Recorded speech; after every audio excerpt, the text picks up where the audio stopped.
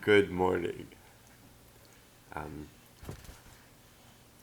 Steve here. May as well show you my shirt that was sent to me by my grandson, who I introduced to, and that's my low back support. But that's the, yeah, just gonna pull this down for a second so I can show you the disc golf basket on one side and the tree on the other side, and center of the moon in the upper side. And so that was sent to me from my grandson for Christmas, probably.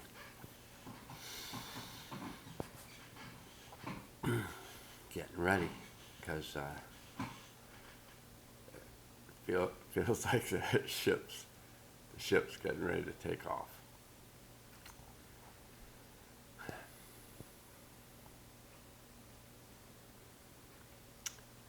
I have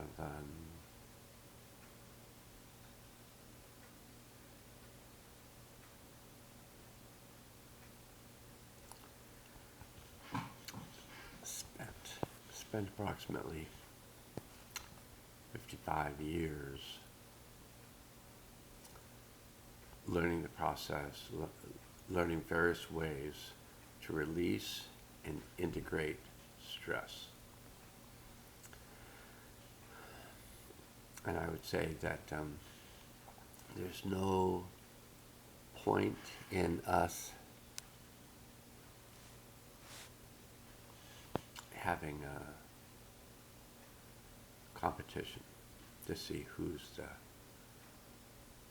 best at containing stress, because we just can look around and we just look into the world and we can just see whether people are holding their tension or whether they're working consciously to release it. And there's a different feel to that. And so today we're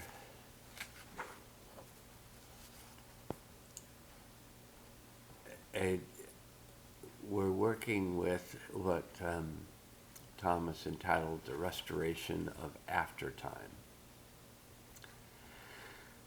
And so these chapters in the book, Attuned, Practicing Interdependence to Heal Our Trauma and Our World. In part one, there's titles and then the practice. So chapter one is Ancient Principles, Evolutionary Insights, and then the practice is Mapping the Inner Body Landscape.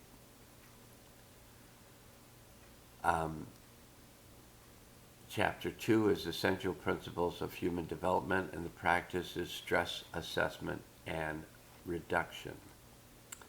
So we're in Chapter 2, and we're on page 43, which is the practice aspect of stress assessment and reduction. And so Thomas starts off, and I think of Thomas as speaking because I watch a lot of his conversations and monologues related to trauma and the release of trauma. And so I think of him as speaking. So when I, read these words that, he has written, I hear him speaking these words. So here are the words: practice, stress assessment and reduction. Given these turbulent times, attunement practices can help you witness and digest symptoms of stress. The goal of this practice is to help you ground and come into a deeper sense of inner balance so that you can be more present with your external experience. Without inner balance, external experiences are more likely to overwhelm you.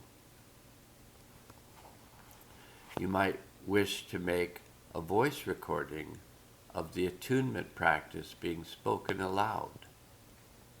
It can be played anytime you choose to practice. You can also listen to recordings of Thomas guiding the meditation practices at attunedbook.com. I didn't know about that. First, take a moment to bring your attention into your body.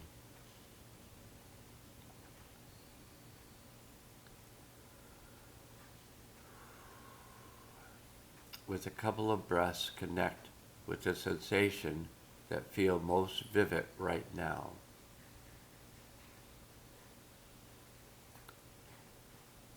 Perhaps the chair feels firm beneath you. Your hands feel chilled, or your belly is full.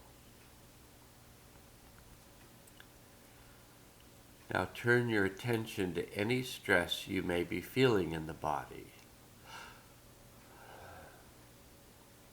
Are your shoulders a bit tense?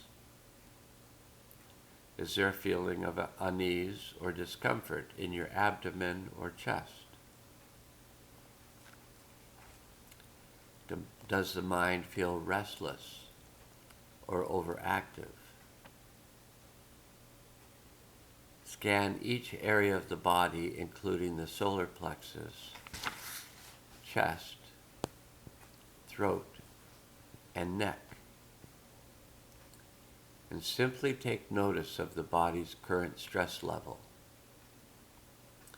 Is it high, medium, or very low?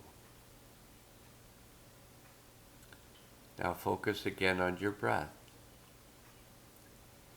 Simply breathe into and out of any areas of stress you notice,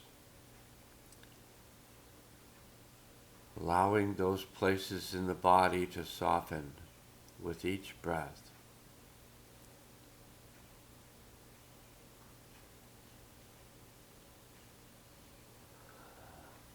As you breathe this way, your nervous system will slowly begin to regulate,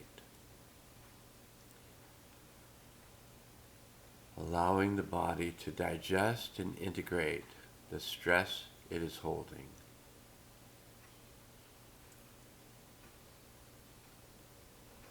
If you feel overwhelmed by the stress level in your body as you practice, reach out to someone you trust who can support you with co-regulation.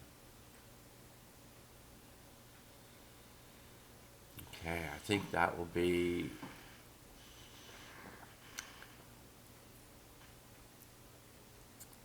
the video for this morning, and yeah, we'll just see what else we do. And so enjoy working with releasing your stress and your tension, and learn how to do that through breath. And also, if you want to, and I'm saying this at the end of the video, but I'm figuring you'll probably watch the instructional part of this video, kind of as a meditation loop. You might want to start by stating out loud, I connect with my deep self. And just notice what you notice when you do that. And then, I connect with my higher self. Just notice what you notice when you do that. And then state, I ground myself to the healing center of the earth.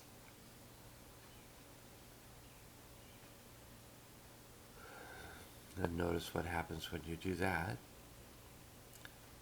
And I open myself to the healing power of the One.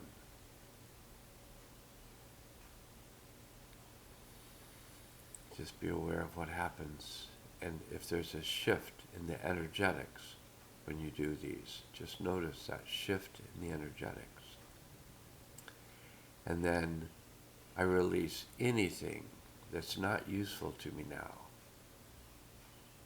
Notice if that creates a shift.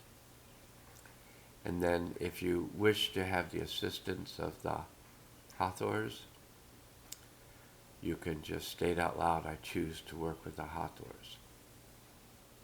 And these are beings that I've been working with for a very long time. I'd say at least 20 years, if not longer. And they've been guides to me in terms of my own life and working with the various things that have come up and working with shifting my consciousness. So I've had really, I had a long stretch, like I'd say 7 years, where at times when I was by myself, they would be teaching me how to do things. If I was out in a park or if I was sometimes interacting with people, they'd be suggesting shifting the way I looked at things. So anyway, the Hathors are really highly useful during these times of learning to work with the events that we're clearing from the past and the apparent stress of the present, that's oftentimes related to what our friends are talking about or what the computer's talking about or anything. Is like, that kind of energy.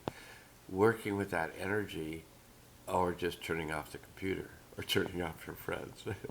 Whatever it is that just allows you to periodically have that space, increase that space around you, that allows you to tap into your deeper self and have the support of your deep self and have the support of your higher self and have the support of your soul group who are embodied, many of them, and also just unembodied. So we have our soul group both living in bodies, and we may be living with some of those in our soul group, probably are. Even if we didn't like our parents are probably part of our soul group. They're beings that we've been interacting with over periods of time, and we agree to help each other coming in to lives together and, working with the things that one works with when one's in a human form. Okay, that should be plenty, and look forward to being with you again in the future. Now, let's go.